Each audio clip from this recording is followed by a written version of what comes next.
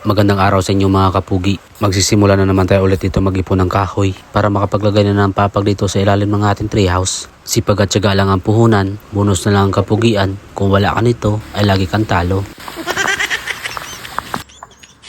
Umaga pa lang dito si taas ng bundok mga kapugi ay umalis na muna kami ng aking biyanan para kumuha ng kahoy doon sa malayo. At nakasabayan namin dito ang kanyang mga pamangkin dahil nag-harvest sila dito ng nyug dito si taas ng bundok at sila yung naghahakot ng nyug papunta doon sa baba malapit sa kalsada.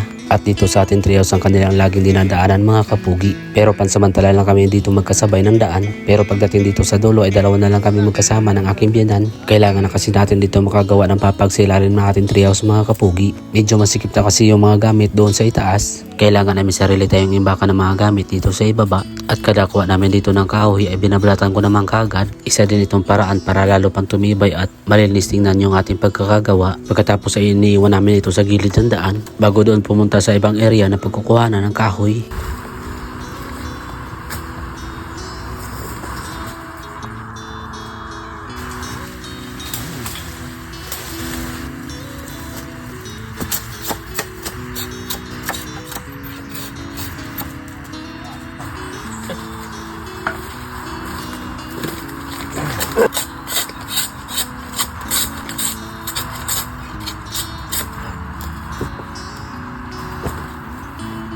Medyo malayo na tayo dun sa treehouse mga kapugi. Bali yung kinukuha namin kahoy mga kapugi, kaya pupunta kami dito sa malayo, yung mga matitibay na kahoy. Kasi kapag kukuha ka ng mga malalambot, ang bilis masira yung ating kubo. May mga lubi-lubi dito. Ano? Kaso walang mga talbos. Ayan, lubi-lubi. At pagbalik namin dito sa aming treehouse mga kapugi, ay pumunta dito ang mga kapatid na babae ng aking biyanan. At nakasabayan din namin yung mga naghahakot dito ng nyug. May butang ka lang pagbali mo dito. Inuhurot ka lang. Bagay na yung daw. Ang isa niyang kapatid ay pumunta dito para magatid ng baon ng kanyang asawa. At yung isa naman ay humingi ng pantanim na kamote. Kaso maya't maya ay bigla na naman ditong bumuhos ang ulan. Dahil abala kaming dalawa ng aking biyanan sa pagkuha ng kahoy dito si taas ng bundok. Kaya yung asawa ko na lang dito ang nag-aasikaso sa pagluto ng aming pananghalian. Kahit na maulan ay pinagpatuloy pa rin namin ang pag-ipon ng mga kahoy.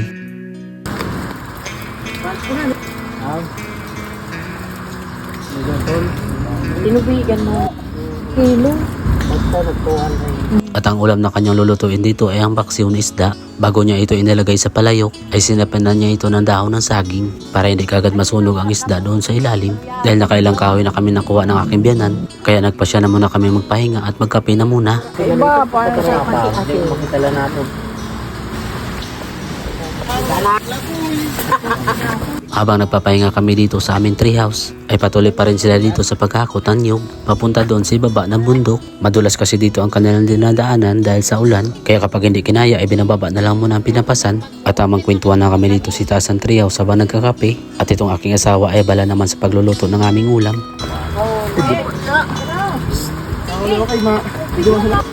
Malay mo nga lang sa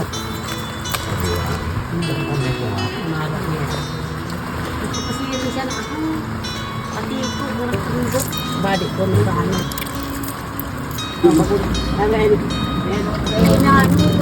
Buwan. Mahuli ka.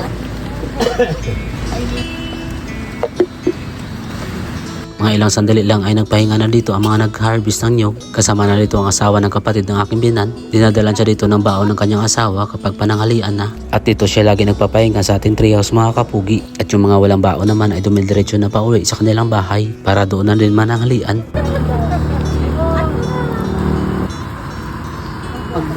Dahil tapos na ako magkape dito at nag-aantay na lang maluto itong aming ulam, ay dito na muna ako nagtambay sa taas ng ating kubo.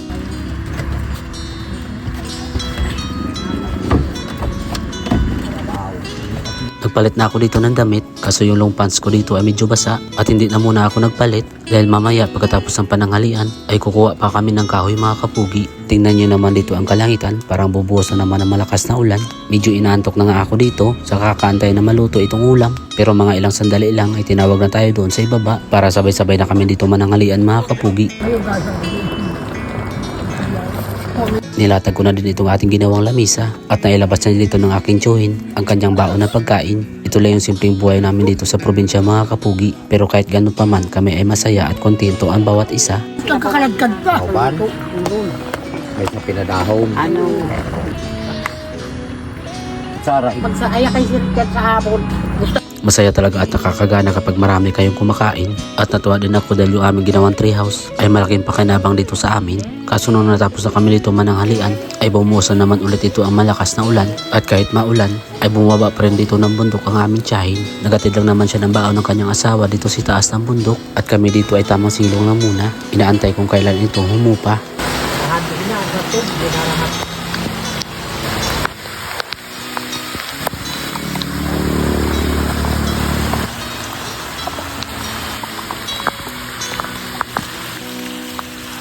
Kung bagay ito, Habang malakas pa din dito ang ulan, ay umakyat na dito ang mga nag-harvest ng nyug. Kami naman ng aking biyanan ay bumaba na din ng treehouse para magsimula na naman ulit magkuha ng kahoy.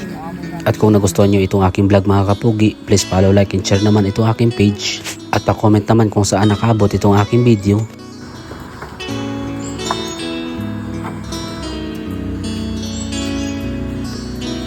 Sa mga nakaabot sa dulo ng aking video, maraming salamat at God bless inyong lahat.